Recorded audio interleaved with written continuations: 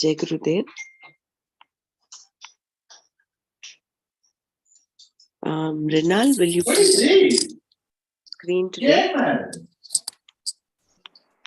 Jai Gurudev. You said something, Brimraji? Yeah, will you be able to share screen, because there's no I'm logged in from my phone. Okay. And I wouldn't be able to. Yeah, there's no internet for me to get onto my laptop. No, no problem. I can. Thank you. Thank you.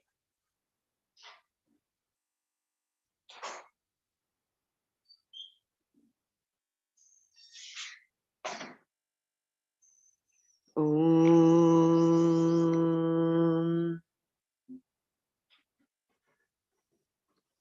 Om.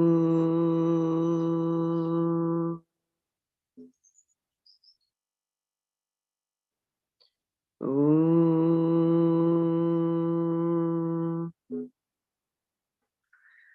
Om Brahmanandam Paramasukhadam Kevalam Jnanamurtim Dvandvatitam Gaganasadrisham Tattvamasyadilaksham Ekam Nityam Vimalamachalam Sarvadhi Sakshibhutam Bhavatitam Trigunarahitam Sadgurum Tam Namami Shrutismritipurananam Alayam Karunalayam Namami Bhagavat Padam Shankaram Lokashankaram Shankaram Shankaracharyam Keshavam Badarayanam Sutra Bhashya Kritau Vande Bhagavantau Punah Punaha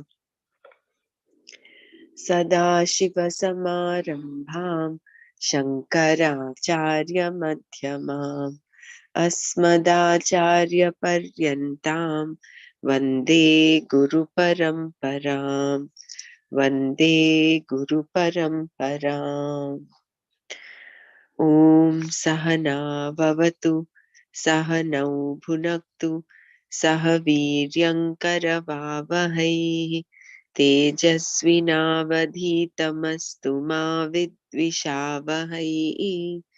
Om Shanti Shanti Shanti. Narayanam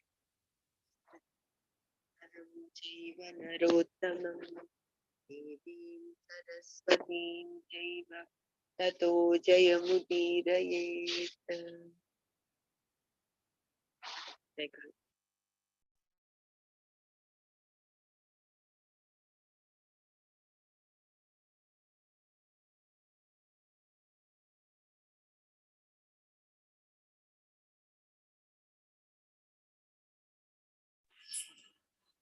Hi, Hari Om, Dr. Ramara. So what you guys are reading? I know I missed a lot of class, manana class.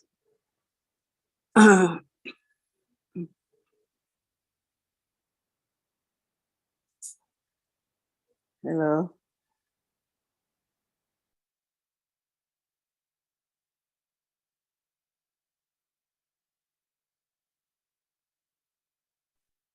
Do you want to do Shloka 31?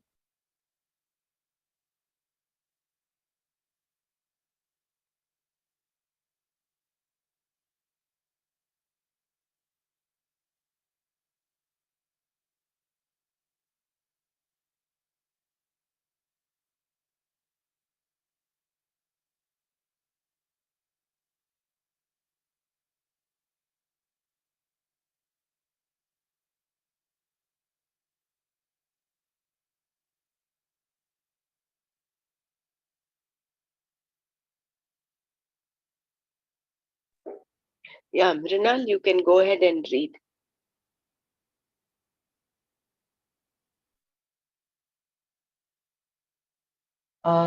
Should we start with 31 or should we for?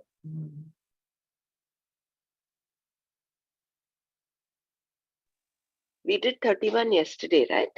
Yeah. Yeah, maybe you can just read um, the shloka once, and then we'll go. How long was it?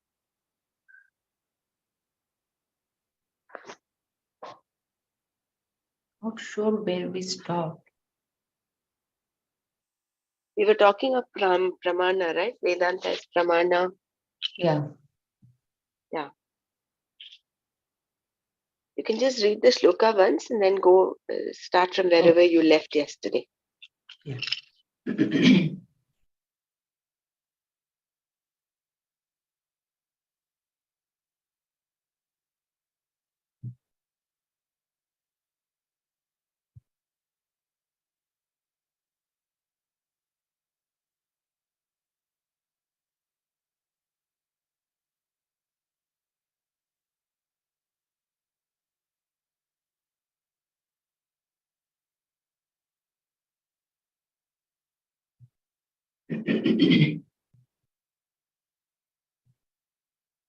एमेते मतमिदं नित्यम् अनुतिष्ठन्ति मानवः श्रद्धावन्तो न सूयन्तो मुच्यन्तेऽपि कर्मभिः.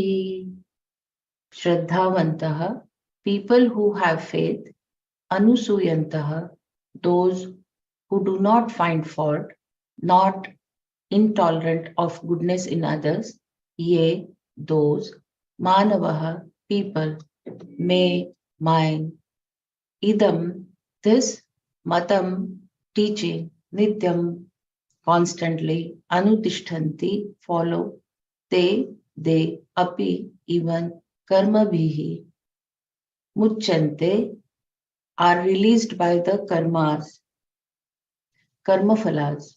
Those people who constantly follow this teaching of mine, full of faith, without asuya, without finding fault with teaching or the teacher. They too are released by karma phalas. They are freed from the hold of karma phalas. They gain moksha.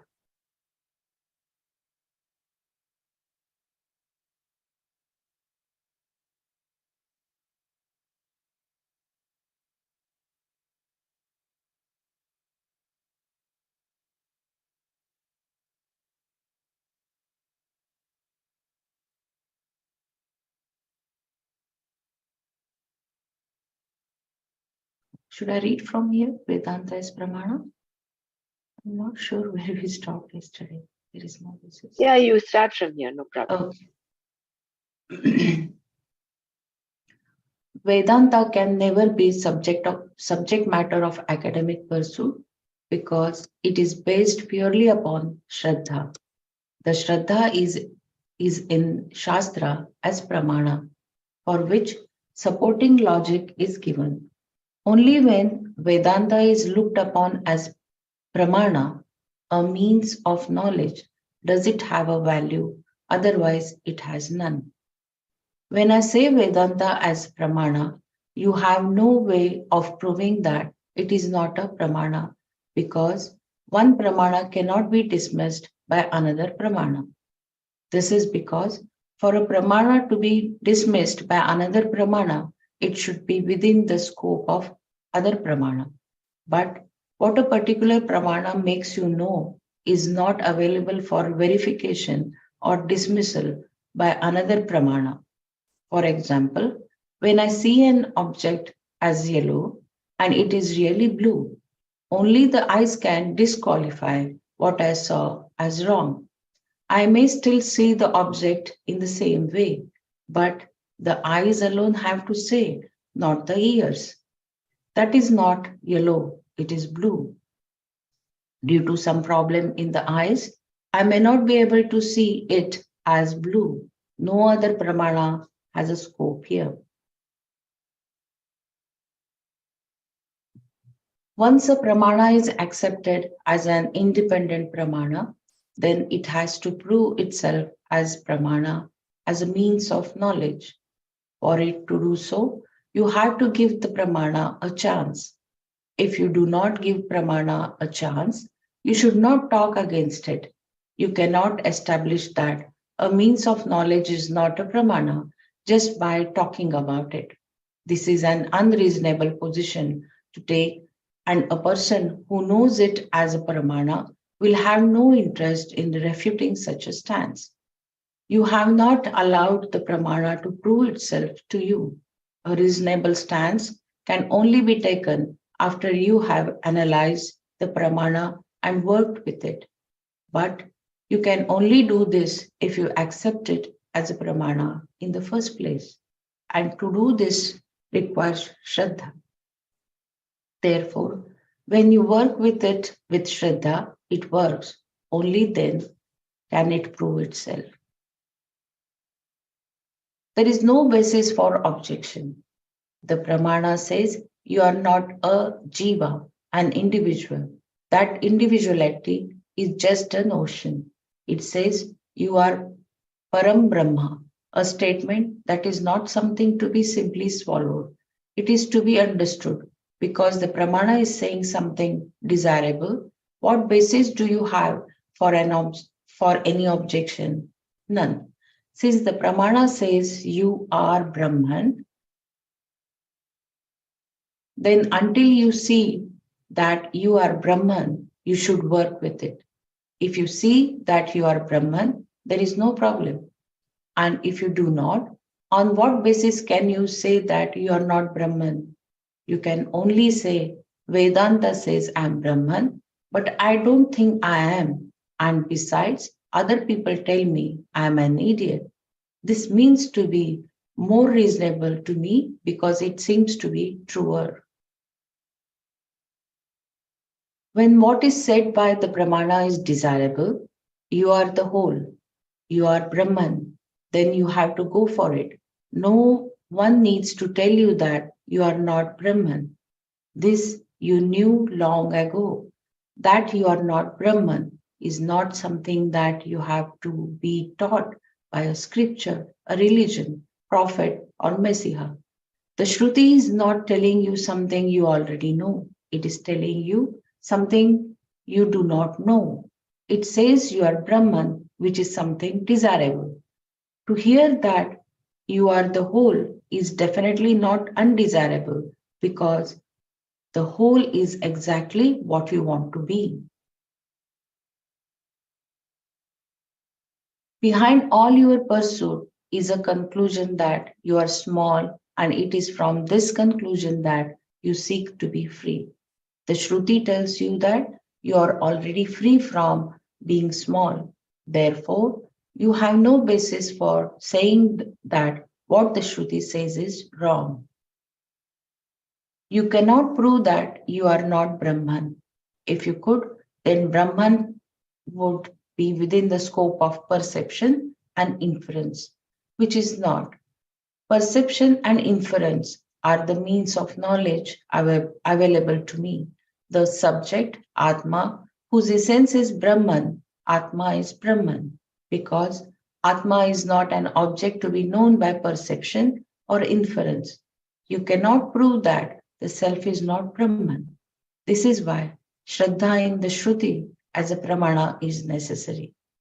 And because you have to understand what the statement Tattvamasi is, to be able to know it, you must go to someone who knows, a teacher. You may say that if a teacher can come to know, then you also should be able to figure it out.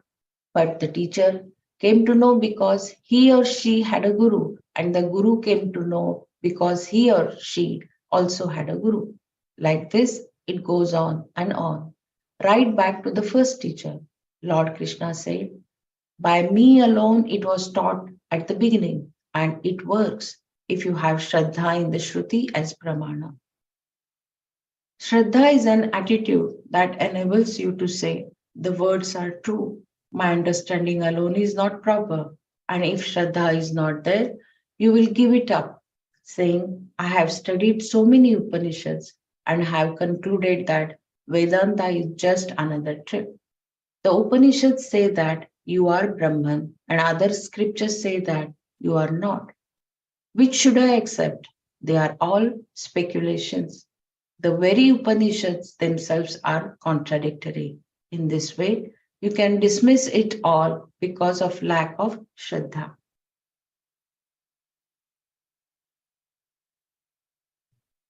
Without Shraddha, confusion is inevitable. While writing an introduction to the translation of Shankara's Brahma Sutra Sutra Vyasa, the author who had translated it as a part of Max Muller's series wrote that Shankara did not know the difference between Brahman and Ishvara. He based his conclusion on a few passages saying that where the word Brahman appears in the text, Shankara used the word Parameshvara, and where the text says Parameshvara, he used the word Brahman. Translation by such people are very dangerous in that they totally miss the point. Whether the word is Parameshvara, Paramatma, or Brahman, it is all the same. The word Jiva can also be included, since Jiva and Brahman are also one and the same. Shankara used the word Ishvara in the sense of Brahman as the cause of the creation, Jagat Karanam Brahma. Sometimes he used Param Brahma and sometimes he used Parameshvara. The meaning is the same, as he explained very clearly. He used Brahman in the way he did because that is how the Shastra used it. The word Brahman is like that. Parameshvara is Brahman. Brahman is Parameshvara because he is the cause of the whole Jagat. Jagat Karanavat Brahmaiva Parameshvaraha. When you accept Pramana with Shraddha, you do not dismiss what it says. Rather, you doubt your understanding of what it says. Because Arjuna had this attitude, he did not tell Krishna that his words were contradictory. He merely said that they seemed to be contradictory. This then is what is meant by Shraddha, and you need it all the way. Because moksha is in the form of knowledge, you require Shraddha Antah Karana,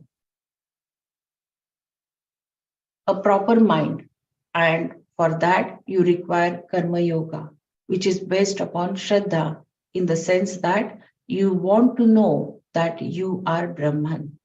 Because this knowledge is contained in Shastra, you have Shraddha in the Shastra as a means of knowledge, a pramana.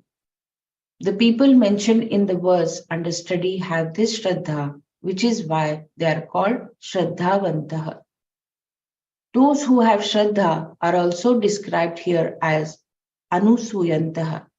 To understand the meaning of this word, there are two Sanskrit words we should look at, Asuya and the Matsarya. Matsarya can be translated into English as jealousy. Suppose someone has gained something, some success, skill, wealth, knowledge, or some possession or other.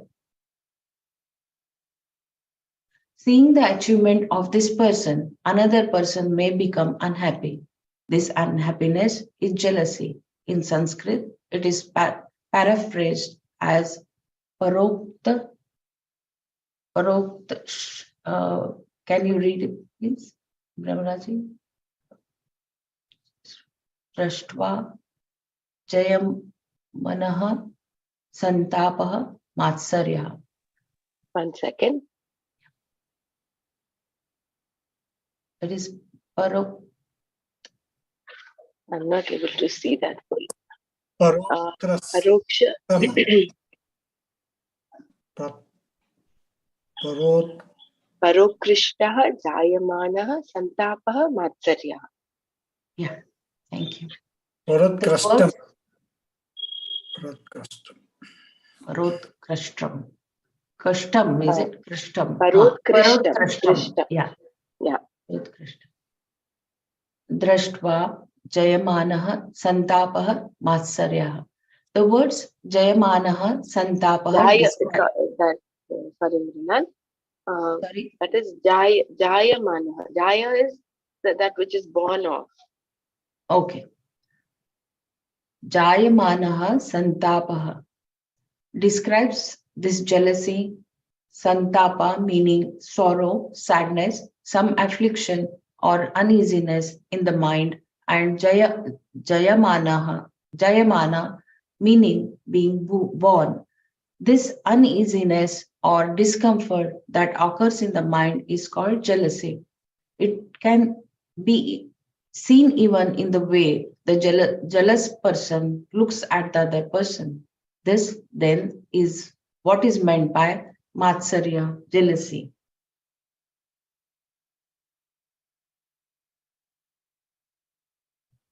Then there is asuya, which means intolerance and another form of jealousy. Asuya is when a person tries to find a defect in a person who has some virtues, guneshu, dosha, darshanam. When a man praises the virtues of another man, you may say that he is praising him because he does not know him and you do. In fact, you have a long list of things to prove that the person is not at all virtuous. Asuya is the characteristic of always trying to find some skeletons in the person's closet, some lack, some blemish in the person. You try to find some defect among the person's virtues or in the very virtues themselves.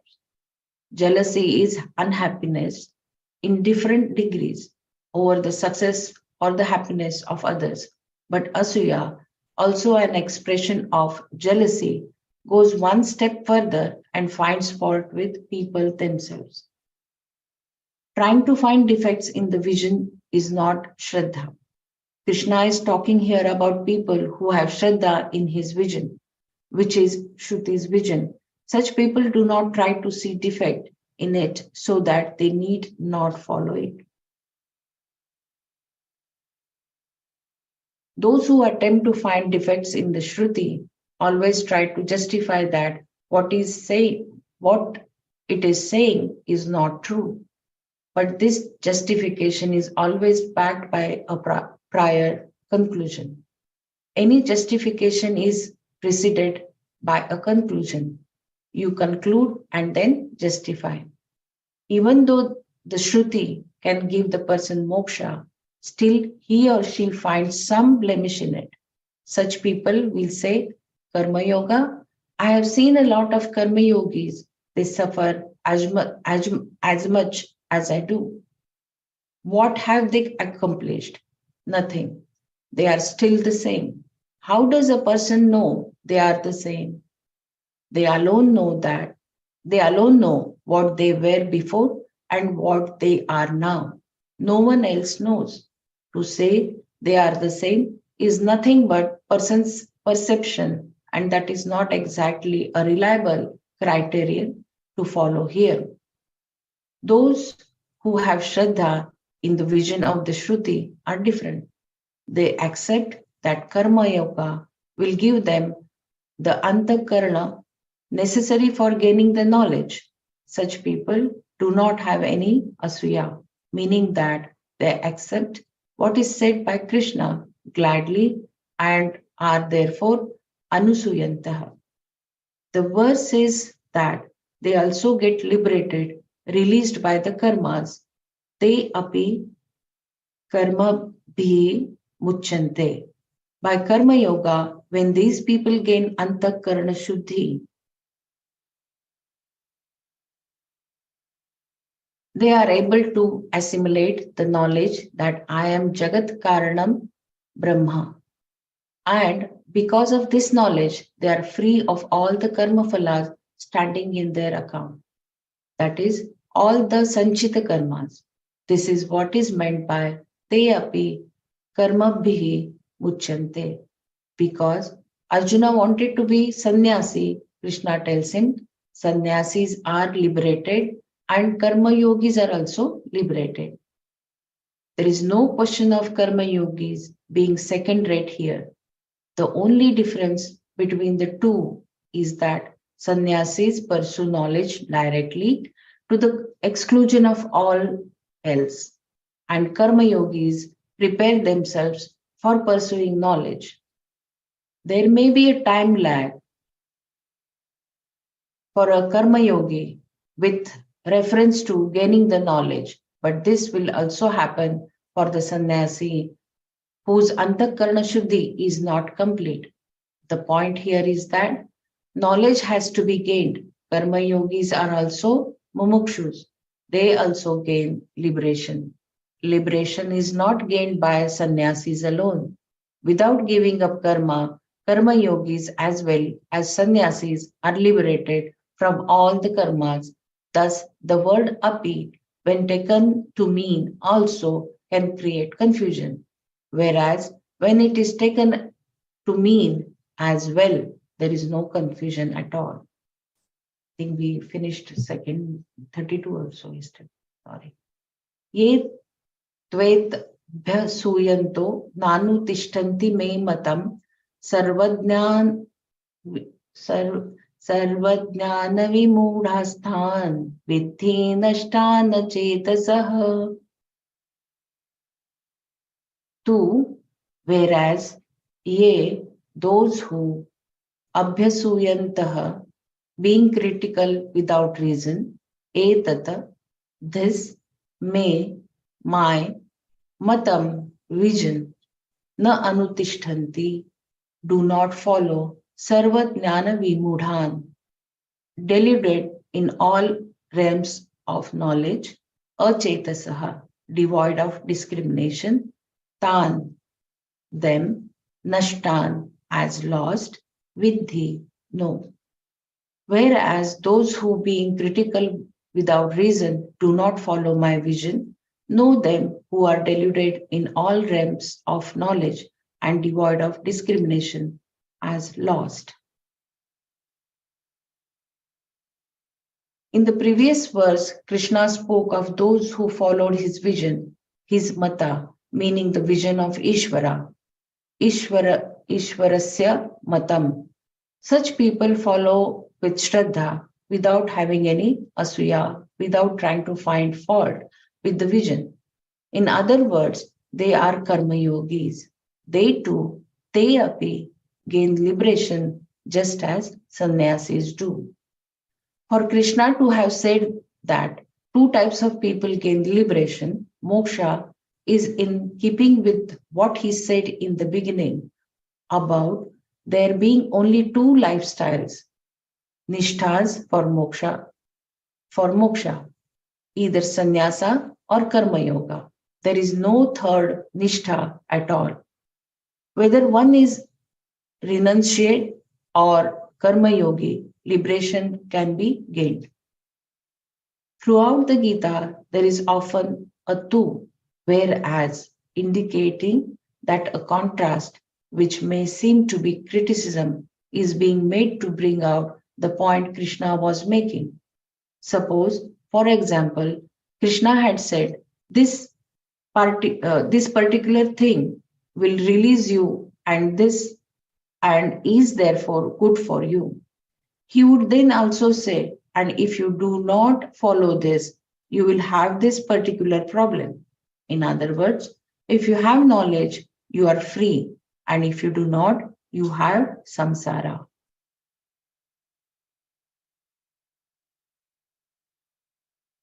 Here the particle tu is to denote such a contrast. This particle also indicates an answer to a question, even though the question may not actually be stated. The question may simply be implied, and the answer to it is introduced by tu. Tu is also used for emphasis. In this verse, however, tu contrasts people who do not follow the Lord's vision with those who do. Jnana Yoga or Sannyasa, of course, is too far removed for those who do not follow Krishna's vision, whereas Karma Yoga, on the other hand, is possible for such people. But Even this they do not follow. Na anutishtanti. Instead, they perform karmas solely to fulfill their own ragadveshas without considering whether this approach can give them what they really want in life. Human life implies the use of reason, viveka. It is not just a matter of doing whatever one wants. People tend to think that they have to fulfill whether desire pops up in their hands. This behavior is natural for an animal, but not for a human being. If a dog feels like barking, it is natural for it to bark. The dog need not think about whether it should bark or not, nor does it have to have the discriminating buddhi to do so. Whereas, if you feel like shouting, you can always refrain from doing so because you have a free will with a discriminating buddhi. Living a human life implies discrimination. In order to live the life of human being, a person has to make use of this buddhi, viveka. Krishna was talking here about those who do not make use of their viveka. In other words, those who do not follow the mata because they have asuya, they are abhyasuyantaha. To justify how they are living, they find some blemish or other with reference to Krishna's vision. They criticize it, disregard it, and put forth endless arguments to justify what they are doing. Being critical, finding blemishes in this mata, they do not follow it. With reference to these people, Krishna says, please know them. Tan vidhi. Understand those who do not follow this vision to be sarva jnana vimudha. Sarveshu jnaneshu vimudha. Deluded in terms of all forms of knowledge. Such people are deluded about their familial and social obligations, which come under Karma Yoga. They are deluded with respect to national obligations also. They do not even remember or think about many forces, devatas, that they are constantly at work.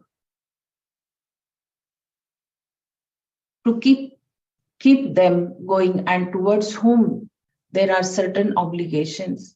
All these obligations are disregarded by those who do not follow Krishna's vision. Instead, they think that the family, the society, and the nation are obliged to them. They think that the society should protect them and help them gain whatever it is that they want. And if the society fails to do this, then the national government should do it. People who think this way are self centered, interested only in their own welfare, which means fulfilling their ragas and dveshas, unmindful of the welfare and interest of the others. Thus, with reference to dharma and adharma, right and wrong, they are deluded vimudhas. They are also vimudhas with reference to Atma and Anatma, what is real and not real, what is true and not true. With reference to all human pursuits, dharma, artha, kama, and moksha, they are vimudhas. Even with reference to eating, they are deluded. They do not know what to eat, what not to eat, how much to eat, and so on. Without becoming a faddist, a person should know the basis of what is important in life. But for these people, delusion is rampant. It exists everywhere. This is, this is the meaning of sarva in the expression. Sarva jnana vimudha. At all levels of the understanding, there is delusion. Thus, we are to know what the people being discussed here are totally deluded. All understanding requires discrimination. At all levels of understanding, there is viveka involved. This viveka has to be applied with reference to performing actions and responding to situations. When people do not have viveka, we should understand that they are deluded. Their delusion is not in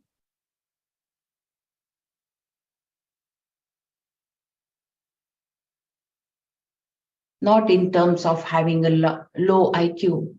If such were the case, we should not be talking about them at all. Their only problem is that they lack discrimination in the sense that they have the capacity to discriminate, but they do not make use of it. Therefore, they are avivekis. Krishna, Krishna referred to them as achet saha, and because they lack discrimination, they are deluded in every way. Here it's they have the capacity to discriminate, meaning that everyone has the viveka, Brahmaji, but they don't use it, is it?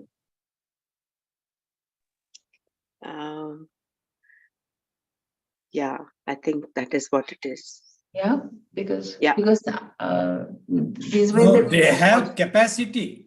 They have capacity, but they don't use it. See, where it is. In the sense that they have capacity to discriminate, but they do not make use of it. Does that mean we all are born with the same kind of viveka and shraddha? I mean, say Yeah. No, I think the potential to discriminate, the potential to have viveka is there in everyone. To how much extent we polish it and use it, that is up to our purushartha, isn't it? Human beings Exactly. are born with this free will. The acquiring and polishing of that skill, the polishing is something required. Everything is like a raw diamond. Have we done an effort to polish that quality? Qualities are given to everyone. Do we, like Sattva, Tamas, Rajas, it's there in everyone. Which one is prominent? Which one people want to bring out more? Like that. In the same way, what I feel is that the key word here is, have we polished it? To polish that again, does everyone polish? It's a question. Why does everyone not polish? Is also a question. This is again a deeper intellect that has to work on that. Hariom.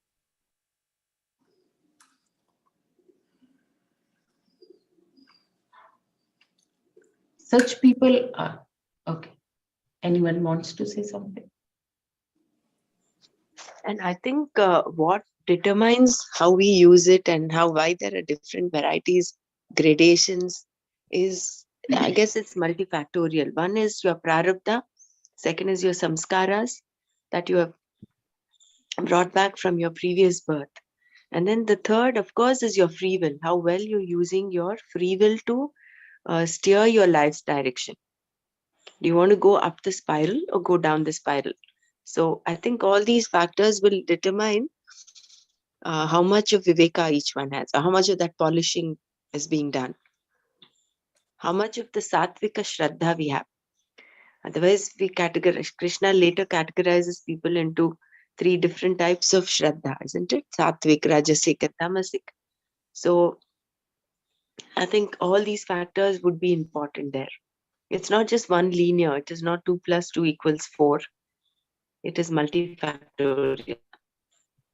Yeah, it's All these, multidimensional. Here also, yes, with the kind of vasanas we bring from the past birth, we choose where to polish our skill and to what extent. Again, it comes to vasana. Vasana is based on what we pick up in the previous birth. So it's really not like Hamra was saying, it's not like 1 plus 1, 2. It's not one direction. It is multi-directional with multi-phases. So many things are there to consider. But here, what Mrinalji was asking is, does everyone have it? Yes, everyone does have it, but knowingly or unknowingly, they are inclined to polish only some segments which they are comfortable with. Like if I am comfortable with riding one kind of a car, whether that is a much better car that is available in the market or not, when I am comfortable, for example, with the Nissan Sunny, someone gives me a BMW 7 Series, I might still feel, no, somehow I feel this is comfortable. We have seen people like that, right? So that is what I'm just giving as a rough example. So why I am comfortable only with one particular kind of vehicle? Because I have driven it for nearly 25, 30 years earlier in my life. So I'm comfortable. In the same way, extrapolating our current life to previous life, we were comfortable with something. So somehow that knowledge or that kind of instinct remains within us, which that baggage which we carry, and we will polish only certain kind of skill. In this case, either to accept something or reject something or argue on something or accept or something like that. Yeah, Hari Om. And Jai one more Gurudev, thing, Premji, what just now shared, no, it's 100% true. Because when we look back, just ourselves, I can see clearly that vasanas only, our own sanskars and our vasanas only put us into a proper orbit, and there only we get stuck. We are not ready to come out of that orbit. Our vasanas are the most important force for us to go into any kind of decision. And very lightly also, even the guru comes in our life, then also the awareness and that discrimination comes. But how long it remains again is a question. Then that sangha and all other aspects help us to get steadfast on this path. Jai Gurudev. and one more thing, any guna or skill or whatever you call it, if we don't use it, you lose it. Somehow any tool, suppose you have a tool, if I don't use the scissor for a long time, it will rust. So it cannot perform that work.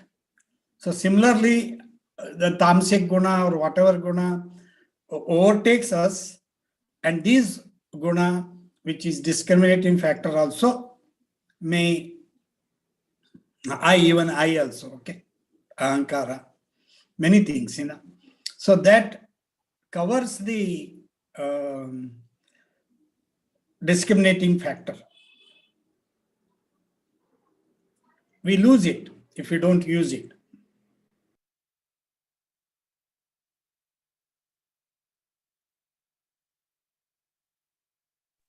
Not totally losing it, it remains dormant somewhere. That is what happens with us also. Like now, Madhuriji said that the vasana, yes, we come with few vasanas, but in this janma, are we just succumbing to, I don't know, succumbing or feeling comfortable with continuing with those kind of vasanas?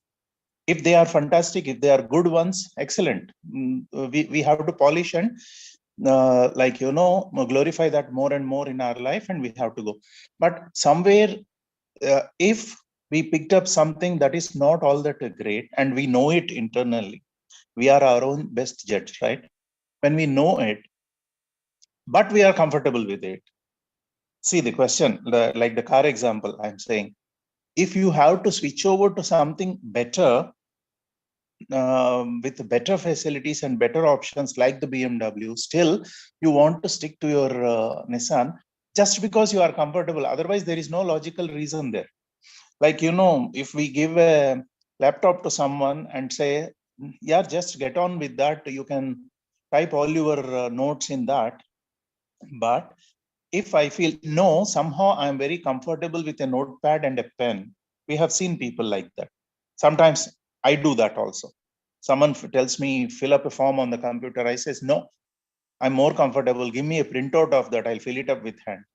Like that. Are we? This simple example, right? But many of us have that kind of tendencies for things. Something which we know that it's not completely right, but we are comfortable with it. We tend to get on with that. Are we able to bend those things into something better in this life? If we are able to, because we come with some vasana because we worked on that in the previous janma. We want to improve upon that and work on that in this janma. If we get the mumukshutvam, moksha, this in this janma, fantastic. If not, we'll come back, right? When we come back with a better kind of a vasana, more fine texture, more finer filtered thing. You know what I mean? It's not like the crude oil. You come as more refined, fine oil like ether. That is what. So we come back, but we come back better.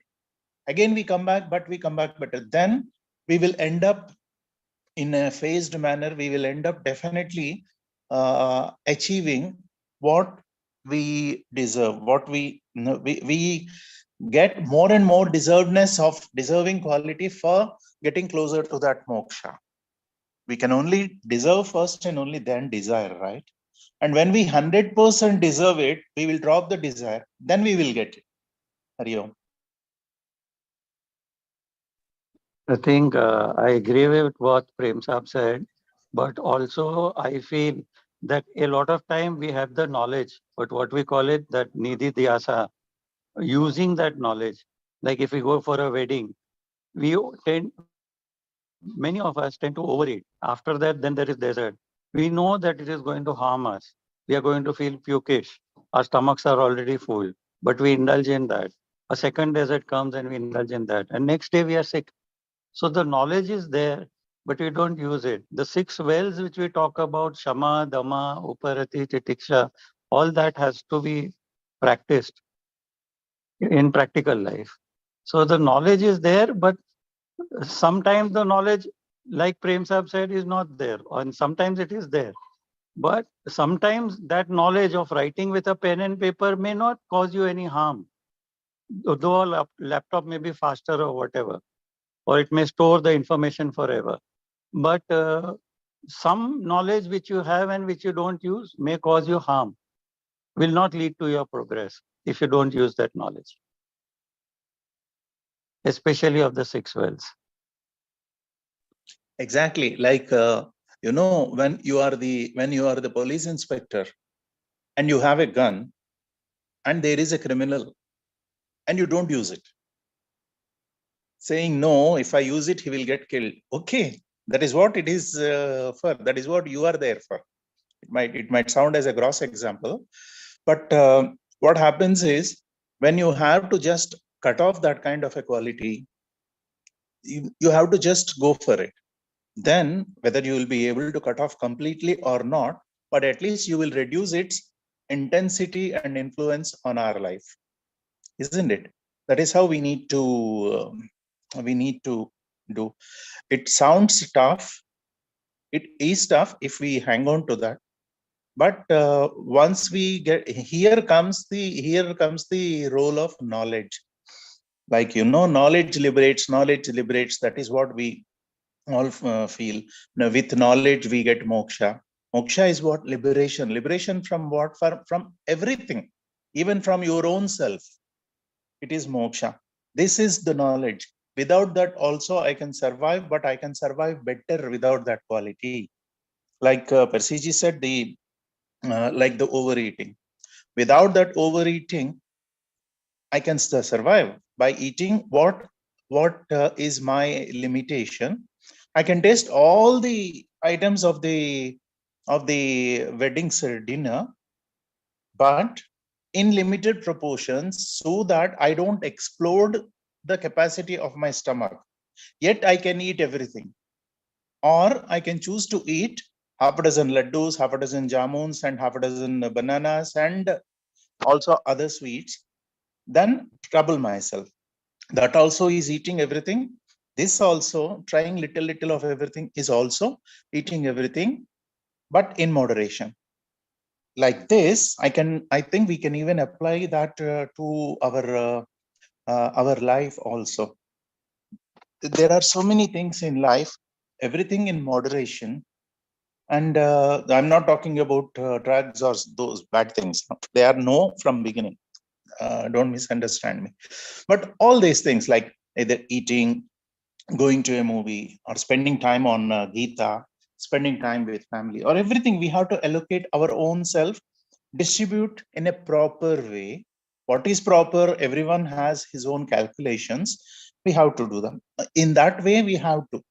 That is what I think we need to look at it while while learning knowledge and applying that knowledge. Otherwise, it is like you are having $1 million in your pocket, but you still prefer to live a poor life. That is what it is. Hari Om.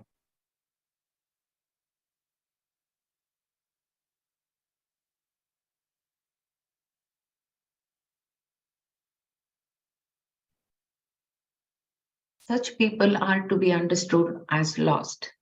So he says, Tan Nashtan Vidhi. Know them to be lost. Nashta is one who is lost to everything, one who does not get what is to be gained in this world. Even though the people being discussed here may have money and power from the standpoint of Viveka, from the standpoint of what they really want, they are definitely nashtas. If in the process of gaining money and power, a number of conflicts are also gained, one has to question whether the money and power are worth having. A Viveki is one who always thinks about whether what he or she wants is good for him or her. One may want money for one's own happiness and peace, but if in the process one also buys a lot of conflicts, sorrow, and sleepless nights, then the money is worthless to him or her. It may be useful to someone else, but not to him or her. If conflict accompanies any gain or bargain is a bad one, how bad it is has to be seen, and your ability to do so is always in proportion to the discriminative power you have. A mature person, one who has Viveka, is one who sees the immensity of the loss involved when something is gained. When whatever you want to gain involves a great loss in terms of your happiness, your peace of mind, Shanti, you should be able to see the laws at work and refrain from the pursuit. This is what is meant by Viveka and maturity. When you take all the pros and cons into account, you may find that what seemed like a good bargain is not really a bargain at all.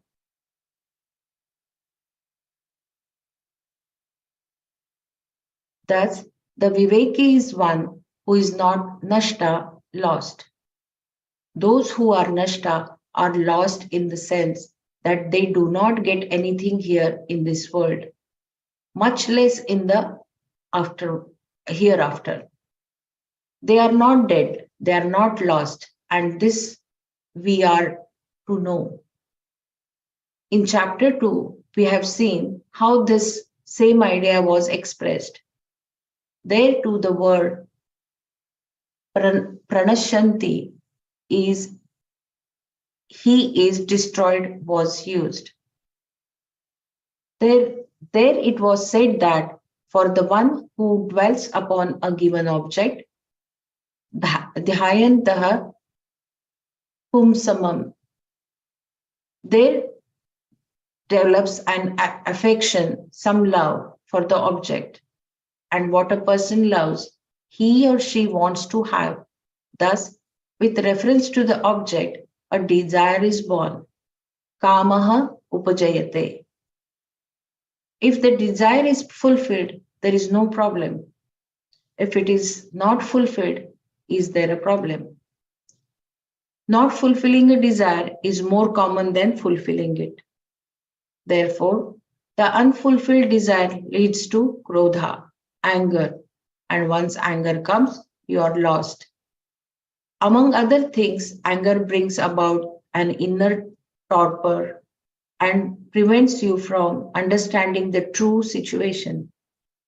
Whatever you had learned in the past from the similar situations is not available to you when you are angry. You may have burnt your fingers before, but the wisdom gathered in the past is not at your service once Krodha has taken over you. In the midst of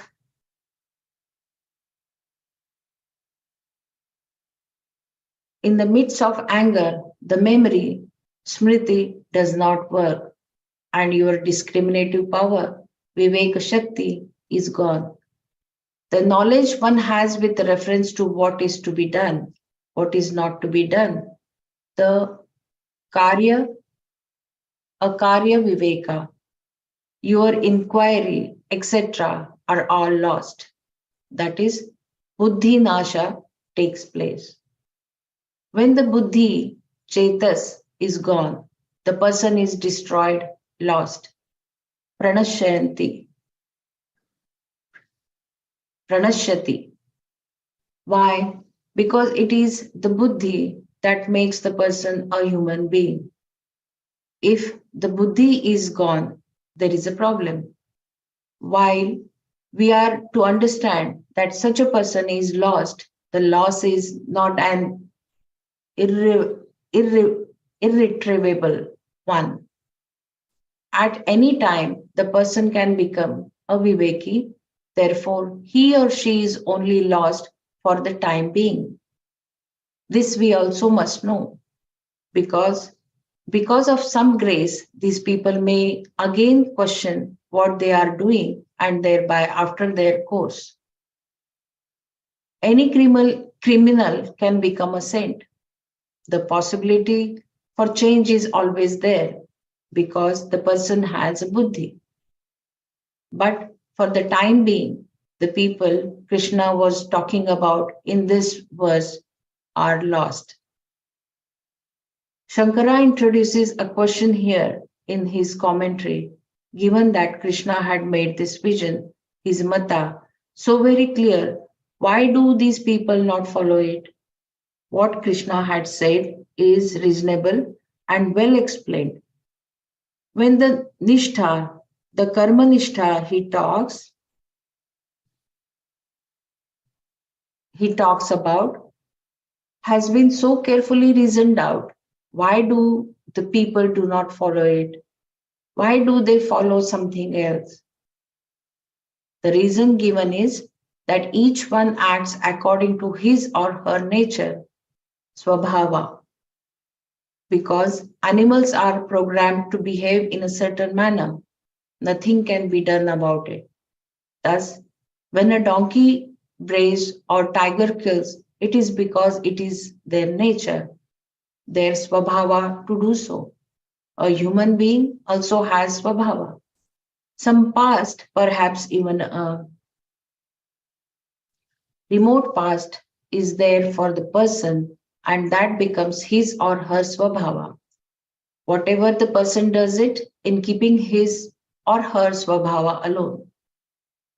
The next two verses are particularly beautiful in this respect. Sadrusham cheshtate swasyaha prakrutejnanavanapi prakrutim yanti bhutani nigraha kim karishyati. Jnanavan, a wise person, api, even, swasya, one's own, prakrutehe, nature, sadrusham, in keeping with, cheshtate, acts, bhutani, beings, prakrutim, one's own nature, yanti, follow, nigraha, control, kim, what, karishyati, will do.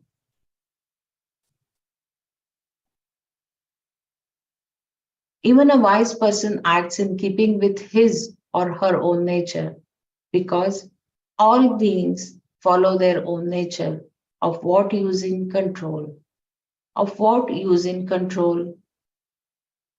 Prakriti is used to mean nature here because cause is involved in the sense that one's actions are determined by one's nature.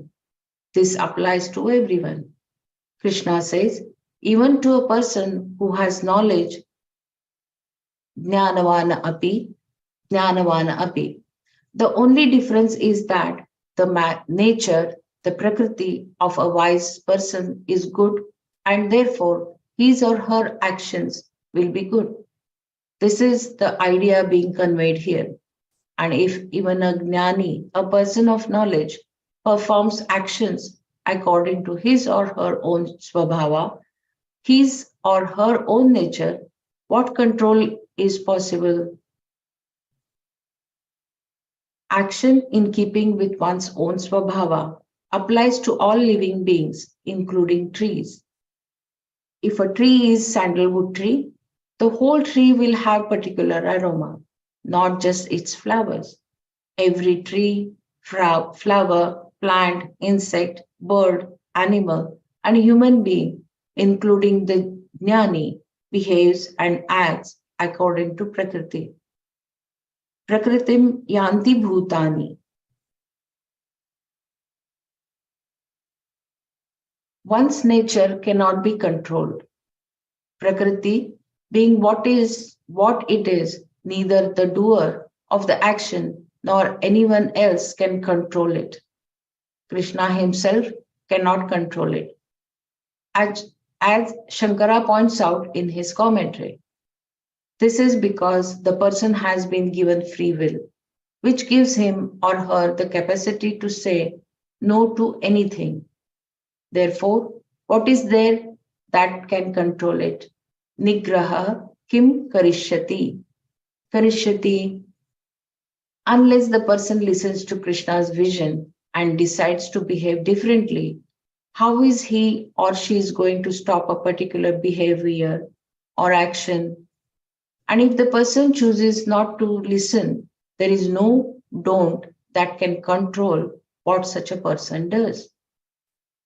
Because everyone acts in keeping with his or her swabhava, no control is possible, be it Krishna's or the person's own control. Even if the Guru says to stop a particular behavior, how is the person going to stop? All that will happen is that he or she will continue the behavior stealthily. The Gita also is incapable of controlling the person since it is his or her swabhava to act in such a way. But if everyone behaves according to his or her own nature, are we not going to have a problem? Where is free will in all this? If everyone were in the hands of Prakriti, doing whatever is to be done according to his or her nature, no one would have any say over his or her action. Of what use is free will then? If free will is not a factor, there is no such a thing as right and wrong. For right and wrong to be, free will must have spree, and if all actions is in keeping with Prakriti, there is no such spree. There seems then to be no scope for Dharma Shastra in all of this. If free will is not involved, what is the use of such statements as go to a guru and listen, do this or that, otherwise you will get into trouble, do this, you will get this, and so on. All such advice, along with the entire Dharma Shastra, and the Vedanta Shastra would have no usefulness.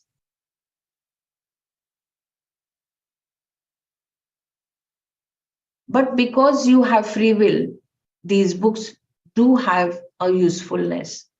Therefore, the Guru can say, do this and don't do that.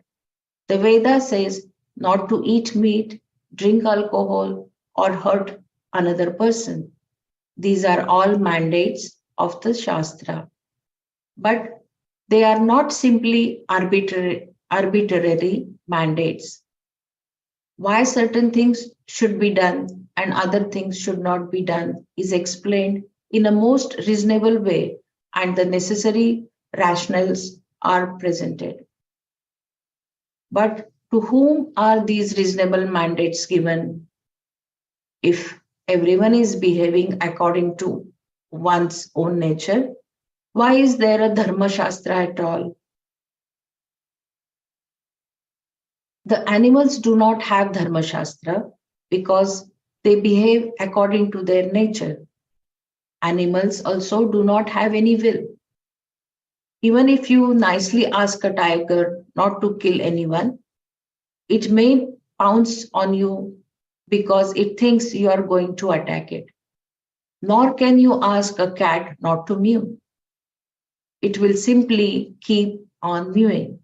This is why such creatures do not have books on ethics and scriptures, nor do they join any congregation, let alone work for moksha.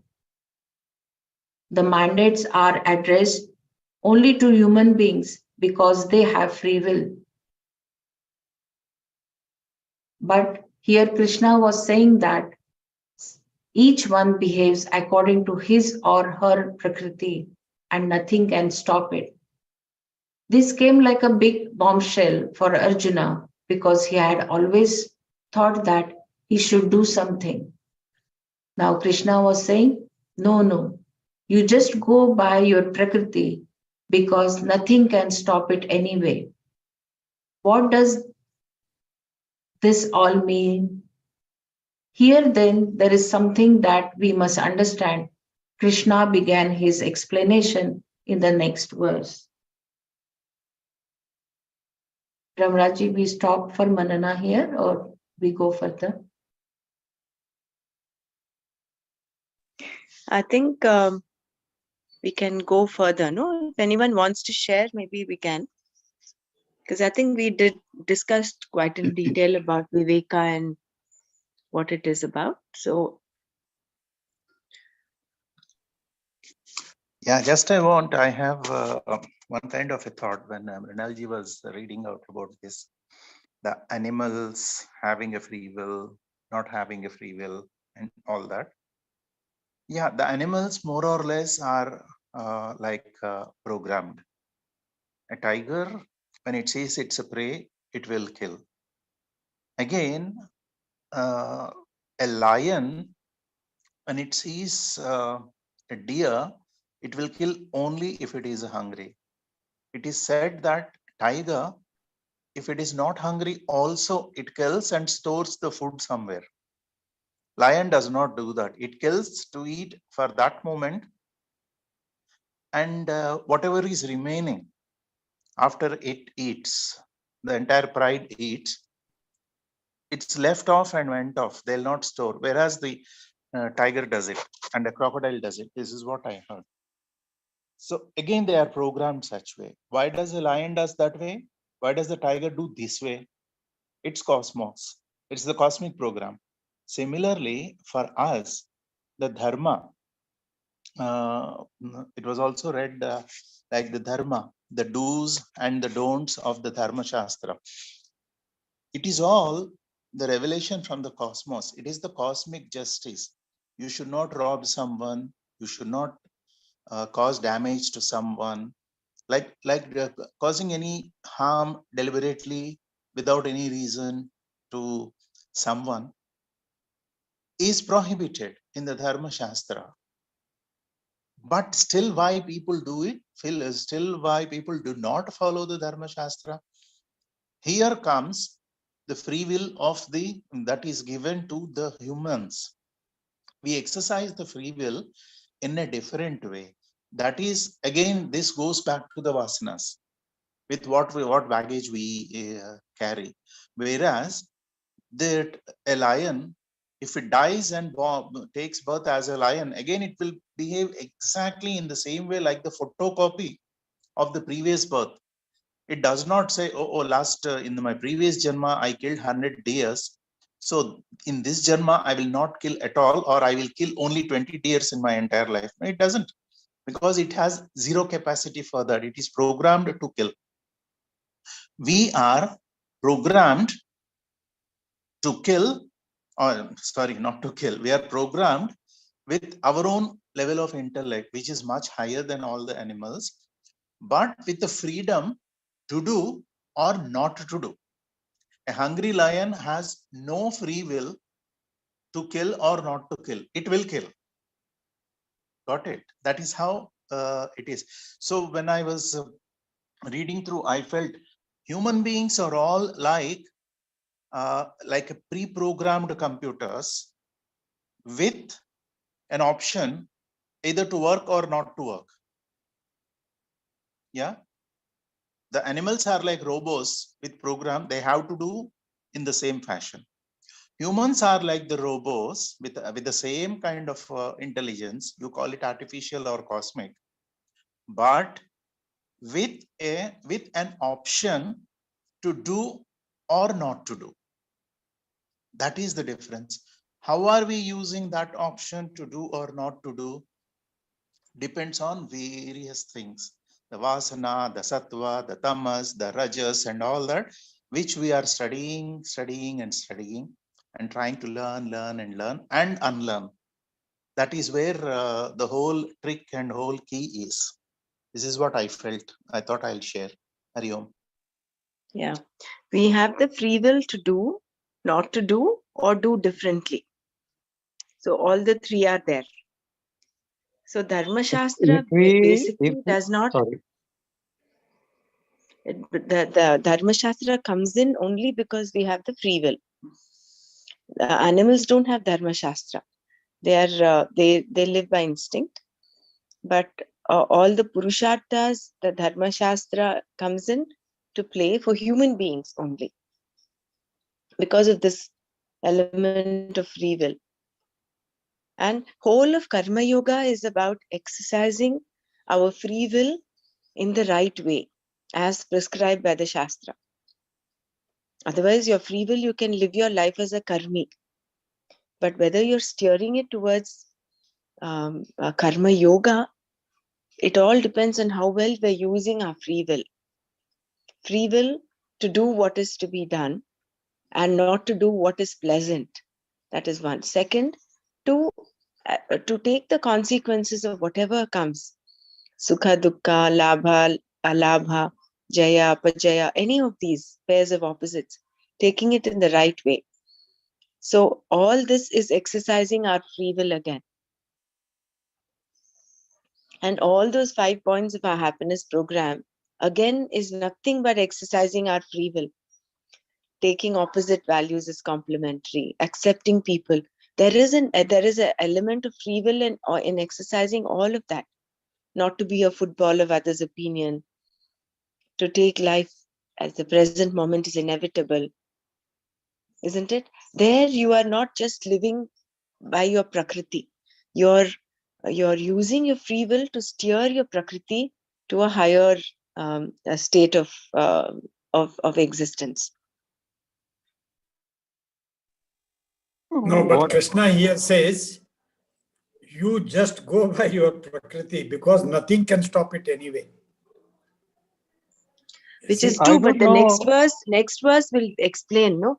See, there will not be an element of free will unless unless we can use it. So there is, of course, a role for a free will. In fact, a big role for our free will. that Viveka Unless there comes is no evolution, there is no maturity. If you remember in Gita introduction, Swamiji spoke about the capacity to emotionally mature is there only with human beings. And to what extent we use this, it depends on our free will. Do we want to remain in our prakriti without doing anything is up, it's your choice. But again, you have a choice of, this is what my nature is, but I'm hooking myself onto the higher. And then it is like your uh, like the river flowing the opposite direction. The nature of the river is to flow down. That is your prakriti. But now, having been a mumukshu, being a mumukshu is what you want to go. You want to reach your goal, and that would mean you're steering the direction of the river. You're making it go up the hill and not just down the hill. Going down the hill is, it's prakriti, but the free will comes in when you steer your life's direction. I think awareness also has a big role to play in this. Whatever was said about vasana and samsaras, previous vasanas and samsaras accompanying you. Like I was born into a Parsi family and we are non-vegetarians. Uh, we consumed alcohol also in our family. So but then one day suddenly awareness dawned. What am I becoming? If I can't take care of my body, how will I take care of my company? Sort of all these thought processes started just because of simply because of awareness. That time I was not even into art of living. It was nearly about 2 years before coming into art of living. And then, I gave up non-veg, I gave up alcohol, I gave up all that. And then I started feeling better and I was looking for answers. I was looking for knowledge. I didn't even have this knowledge at my disposal at that time. I was simply a seeker at that time. And then somebody just came into my life and they put me uh, in contact with Gurudev and I progressed phenomenally. But this process started, I think samskaras, vasanas, the awareness, if it is there, then even without the knowledge, uh, you can cross over the threshold of what is good for you. Otherwise, other than that, even if we are here for 20 years, there are so many people who don't do the sadhana as prescribed by Gurudev. Now, many a times I tell them, कैसे साधक हो जो गुरु की बात नहीं मानते हो? Like what kind of a disciple are you that you don't listen to your guru? So there is a certain pattern in which you do your sadhana, like you do your warm up, then you do your Padma sadhana, then you do your Sudarshan Kriya, and then you do your finally your Saj, or if you have gone ahead. So I don't know, but there are so many people still not following, I don't have the time or whatever. They won't get up earlier in the morning. So there are two things to it, like free will and then even that awareness levels which are there. I feel a lot of sorrow is there in this world only because that is like a wake-up call from divinity to you. That yes, you are stuck somewhere, get out of it. Do your sadhana, do your seva, and you can come out of it.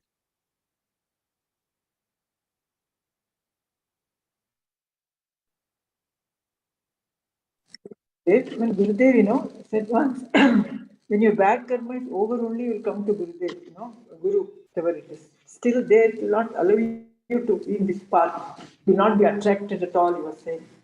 You know? So that also part of this journey.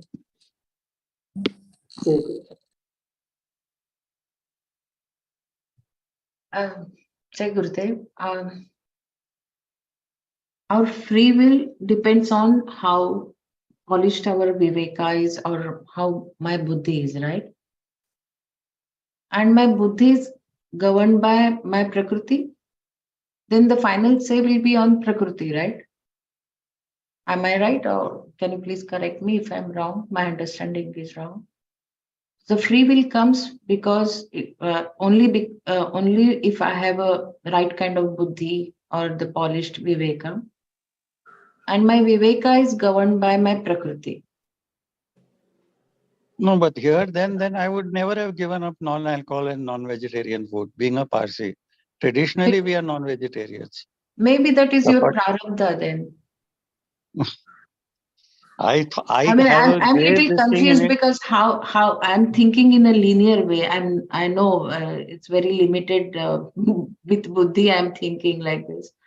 But really, I It's want to not. understand how It's things not govern. linear, I think. It's not linear. It is all interdependent, and it depends moment to moment also. And at I that think time, what awareness kind of just sangha dawned you on get? me without knowledge. Even without knowledge, awareness dawned on me. What am I doing to my body? What am I becoming? And why? What was the reason for that awareness? What made you aware One of was these things? failing health. One was like that kind of cutthroat competition. What was I becoming mentally? I didn't like what I was becoming. I think for each and everyone, it is a different driving force. But definitely, many factors out of that, predominantly, we can say that your own vasanas or your previous impressions push you too much into in one direction in spite of having little bit buddhi. That is what Mis- Krishna says, no? You just go by your Prakriti. The Prakriti is your Swabhava, which has come from correct, the Vasanas. correct. It pushes I you think more at the end towards it is same. Even if you have Viveka, you will follow your Prakriti. correct, correct, correct. The chances are more. Then the guru coming in your life and your sangha and all other things keep you in whichever direction more steadfast. Does that mean your Prakriti has the final say? Or No, the No, here, your Viveka has the Mrinal, final I just say. want to Your add Prakriti. something here. Mm. See, no doubt, Buddhi is also governed by Prakriti, but Buddhi is the seat of discrimination of Viveka. And this Viveka, how much of Viveka you have, will again depend upon how much of knowledge you have accrued, whatever, whether knowledge is there or not.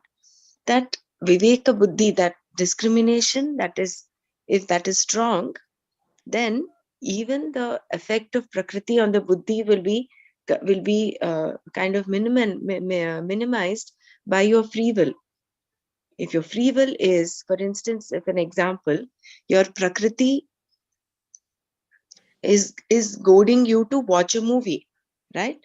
That is your Prakriti, and the Buddhi wants to do that. But then, if your discrimination is strong and your that is directing your Buddhi to take a different decision. It says not the movie. I want to do my manana. I want to do my reading. I want to do chanting. Then that is your free will. So that is, I think, that will be the determining factor. The viveka. How much of viveka is there in your Buddhi? Your Buddhi may be manda Buddhi, where you're not developed. It is covered by a thick film. Whereas your Buddhi may be also finer, which is discriminating, and it's strong enough to steer away from your Prakriti. I don't know. This is my understanding. It may be wrong. Maybe we read the next verse, it'll become clearer.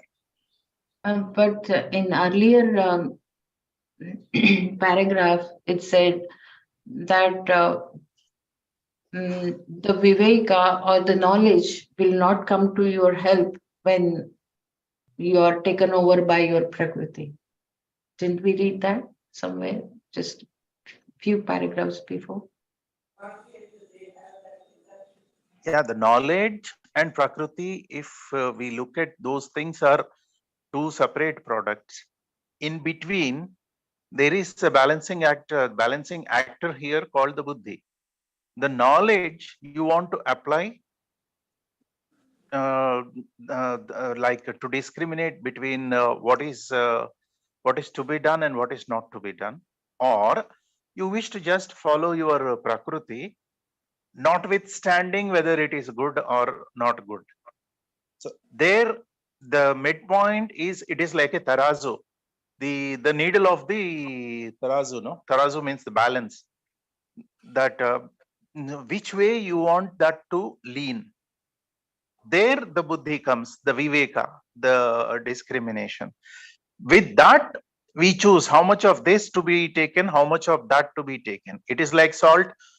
How much of salt you want to use, more or less. Or best example is doctor tells you, do not eat one particular kind of, do not use one particular kind of oil or one particular kind of a grain. You are allergic to that. You don't eat that. But your prakriti, so as to say, is that I want to eat that because I like that particular kind of a sweet or whatever. Then the knowledge says don't eat because you will fall sick if you eat it. But the tongue says I like it, I want, because it's a prakriti. I want it, I want it. There comes the buddhi. Should you? Should you not? Here, the knowledge says that if you eat, you are going to fall sick. Prakriti says, I like it, get me that. The best example here is Sita Mata asking for a golden deer. She did not use the discrimination there. How can there be a deer that is golden? If she had applied the Viveka, not commenting on her, but this suddenly it struck my mind, then it would not have caused so much of a trouble. That is what I think we have to use. I think maybe it is a little clear to you now, Mrinalji. No, but the Sita ji had to go through this trouble, right? That was her prarabdha.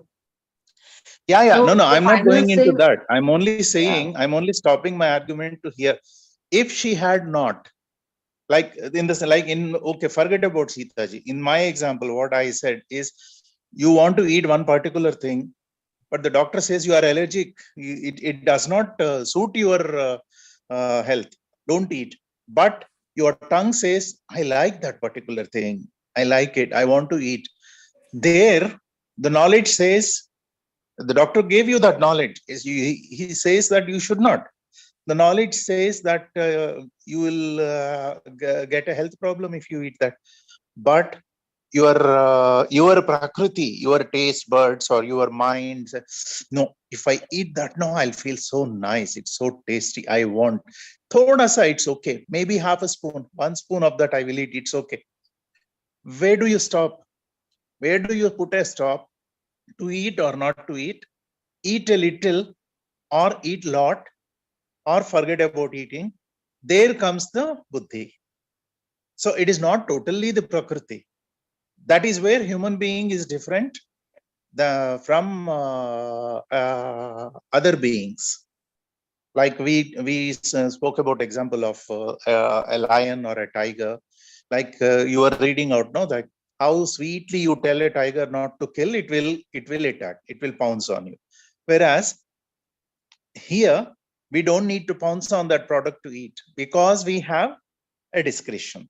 It's for every decision in our life, no, at every point we are at a crossroad, sometimes at a multi-road, not even a crossroad. So there are different boards. This takes you to Bangalore, this takes you to Hyderabad, this takes you to Mumbai. You choose where you want to go, but you are in the middle. Any road you take, you will go there in that direction. There we use our Viveka, where to go, where you want to go. We just do not go into some road. Let me go anywhere, doesn't matter, Volcano. That is how it is. Hari Om. Like choosing whether to eat or not, again, does it not depend on how Rajasic and Tamasic I am and how Sattvic I am? Then I would choose Exactly. the The mind will be pulling you. Nahi yaar, thoda is okay. Thoda. Then we have to use that viveka, the restraint, how much we have to know. That is where it is easier to say, but yes. But once you exercise that, and then we will know that once you taste it, taste means not taste the product, but taste the benefit of it, then you will continue. Ha, ye to theek tha, not using that or using that. Sometimes it happens in the reverse. There is a kadwa medicine, a bitter medicine. You have to take 1 spoon of it every day. Okay? If the doctor says, the buddhi, the prakriti says, I like sweet things. This dirty thing is so kadwa, I do not want. But once you feel the benefit of that, then you will say, "ठीक है, kadwa hua to kya hua? I will drink that 1 spoon so that my rest of the day is happy and healthy." That is where, again, I'll come back to, that is where the discrimination works, that we need to use. For that, it requires abhyasa. Knowledge with abhyasa will make our discriminating ability stronger. Hari Om. And here also we see, no, we cannot label that up and down thing keeps on happening in everybody also. There are many people in art of living also, you have seen in the morning they do all the sadhana, in the evening they enjoy all sensual pleasures also, and they continue in that orbit. They don't have any aim to liberate themselves or anything. They are happy doing sadhana also because that gives a better quality experience through the five senses and all, and they are happy with that. At least I'm not falling sick. These practices really help me more sharpen my intellect. I am doing better business, so they are happy with that also. ऐसे भी हैं, all kinds of people you will see around, and many are there who suddenly after doing one kriya have left drinking, have left non-veg. That suddenly that thing has dawned into them. So all you cannot just pinpoint, it's infinitely all different ways.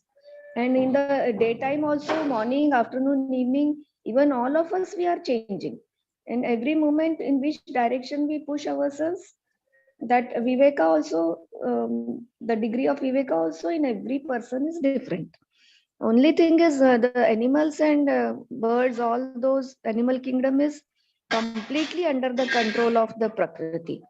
We have that discrimination, but up to what extent every time we are using it, that is also, of course, that is pushed more through the predominant our vasanas, but there also free will is there every moment. Prarabdha is also, so everything, sabka percentage hai kuch na kuch. There is not a straight line for anyone and any situation. Jai Gurudev. That is where human being is so unique, no? It's not like a group of tigers. Each tiger behaves in the same way, whereas a group of human beings, each human being is a unique product. So it is like a small plant, a hibiscus plant, if you put it, or a nerium plant.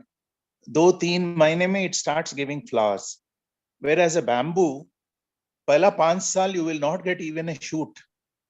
But when the shoot comes, it starts growing 10 inches or 11 inches per day. So easily you will be able to do it. In the same way, a mango, it takes the 3 to 4 years or 5 years to start giving you the mangoes. I think human beings, though they all look alike in the sense, each one is a human being only, for the same species, but because of this discrimination, because of the baggage we carry from previous things, each one is again a unique product, and no one product, no one piece is equal or identical to another piece. Hari Om. I think it's time for us to stop now. Mrinalji, that makes some this thing for you, little bit clarity. Now, somehow I have, I will contemplate on this, but somehow I felt the prarabdha and our prakriti, then comes our viveka buddhi, and then comes our free will. In this order, I'm thinking the things must be working on us. This is what I felt now, but I'll just read it again or just listen to your conversation again, recording, and then maybe that might make some sense. Thank you so much. Someone wants to close the session? I would just like to state one thing here. As many advanced courses that I have taken over the years, every time on the first day we ask, why are you here? What do you want? And everyone has asked for physical good health and to be free from stress, to be happy. So if they were already happy, they would not be stressed out. So when it comes to the real thing, I'm just putting the seed also over there that innumerable courses after courses, we have asked people, and they have shared this, that they want good physical health and they want mental peace. That means they are not at peace. They're really yearning for it when they come to the advanced course. So just doing sadhana and being happy thereafter, indulging in their senses, no, I think sadhana, seva, satsang all go together. Without the three, I don't think it's possible to be happy.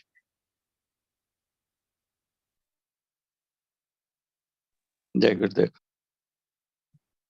Can you please close the session today for sitting?